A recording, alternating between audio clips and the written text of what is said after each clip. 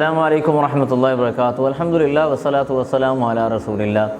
سامعین کرام، فتنوں سے بچاؤ کے حوالے سے رسول اللہ صلی اللہ علیہ وآلہ وسلم کی ایک بڑی زبردست، عظیم اور بڑی خوبصورت حدیث اور بہت اتھینٹک فارمولہ جس کے اوپر عمل درآمد کرنا کم از کم آج کے دور میں تو میں سمجھتا ہوں فرض ہے۔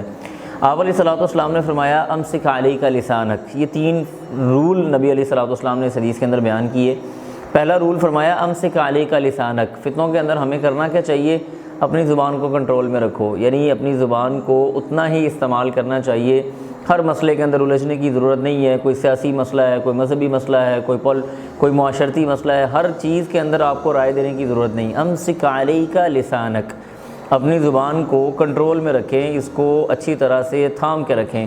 دوسرا نبی علیہ الصلوۃ والسلام نے فرمایا ولیسعک بیتک، تیرے لیے تیرا جو گھر ہے نا یہ وسیع ہو جائے، یہ کافی ہو جائے کہ انسان اپنی 4 دیواری کے اندر فتنوں میں محفوظ ہے۔ اس کو نہیں چاہیے کہ وہ بغیر ضرورت کے اپنے گھر سے باہر نکلے، بغیر ضرورت کے ادھر ادھر گھومے پھرے اور لوگوں میں جائے اور طرح طرح کی باتیں کرے یا سنے۔